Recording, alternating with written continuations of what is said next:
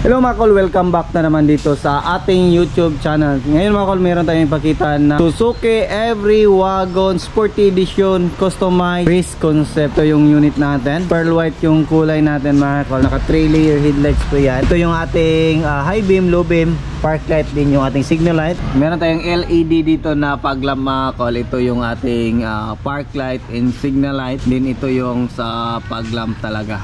Honeycomb grills. Meron tayong chrome dito. Tinted po yung unit natin mga kol.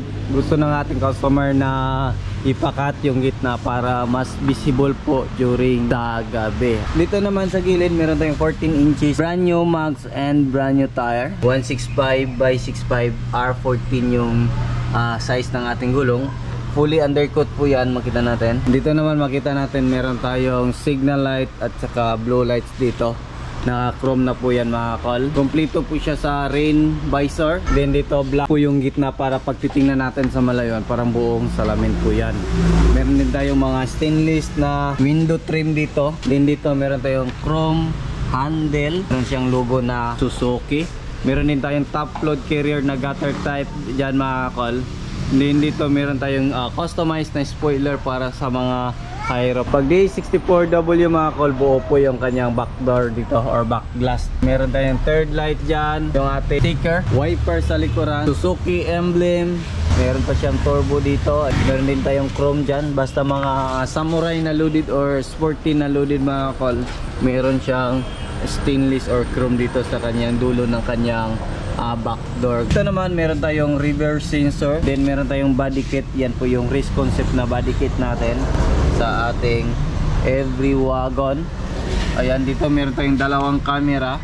Yung camera natin is sa dashcam at saka sa ating stereo. Nilagyan din natin ng plate holder para hindi mabend po yung plaka natin.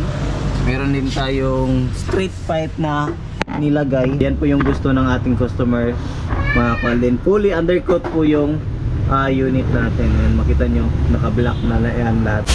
Dito naman tayo sa likuran. Ayan, dito sa likuran mga kol, makita natin yung ating third set, left and right po yan. Yan, brand new yung mating natin. Black po yung kulay sa mga door pads natin based sa request ng ating customer. Dito naman makita natin naka VIP ceiling po yan based sa request ng ating customer. So yan po yung design na gusto niya. Check naman natin dito, double power slide po yung unit natin mga kalino. Meron siyang auto step. Ayan, check natin dito, long press lang natin. Ayan, functional.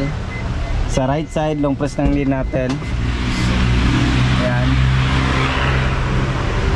makita din natin dito naka-captain seat po yung unit natin. Meron siyang cup holder, meron siyang armrest, meron siyang headrest. Yan po yung design na napili na seat cover ng ating customer. Dito naman brand new yung mating natin. Dito black po yung pinakulay sa ating customer. Then dito meron tayong jack, tie rings at saka riser. Sa mga door pads naman mga kol is pinakulayan ng kulay red dito. Din ito is red po yung pelt na nilagay natin. Ayan, black din dito. Then dito is all power po yan mga kol. So power window din yung harap, auto pull yung side mirror, retractable yung side mirror din. Yan, dito naman tayo makita natin is yung ating main switch sa ating power slide, push on slide, auto step, then long press natin left and right. So napakita na natin kanina. Ayan, makita din natin dito is naka Sparco steering based sa request ng ating customer. Ito yung design na napili niya. Ang kulay ng dashboard ng mga kol is yan po yung napili ng ating customer. Red yung gitna. Meron tayong digital temperature gauge dito, reverse sensor. Then yung ating dashcam, 9 inches Android touchscreen stereo with reverse camera, glove box, overdrive switch nandito. You know, ganda ng setup ng kanyang unit. So start natin yung sasakyan. Mileage natin is 136,588. Ayan, andar na. Ganda ng tunog oh. Yun yung tunog niya. Napakaangas ng andar ng ating sasakyan. Pakita din natin ito, meron tayong extra mini fan dyan. Meron tayong lagayan dito sa gitna. Yung ating sun visor, kompleto. Room light, yan, nandyan din, kompleto. Check natin yung makina natin. Makita din natin dito, meron siyang cup holder, headrest, ayan, armrest. Check natin yung engine. Ito yung makina natin. Yung makina natin is K6E engine, 660cc. Meron itong maximum power na 64 horsepower. Meron din itong maximum torque na 103 Nm at 3,500 RPM. So naka-turbo na po ito. Naka-timing chain, 12 watt, 3-cylinder inline all aluminum engine po ito mga kol. So napaka ganda sa takbuhan. Yan, check natin.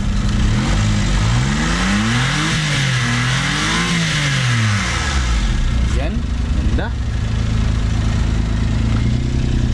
Check naman natin yung ating cooling system. Then dito makita natin yung ating accelerator pedal, brake pedal, din yung ating parking brake pedal. Dito naman tayo sa hood kung ano yung makita natin dito. Yan. Makita natin dito yung ating windshield washer reservoir, radiator cap, yung ating coolant reservoir, brake fluid reservoir, yung ating relay, yung relay natin sa low beam.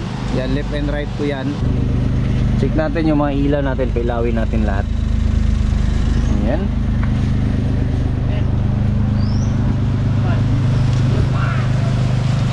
Yan oh.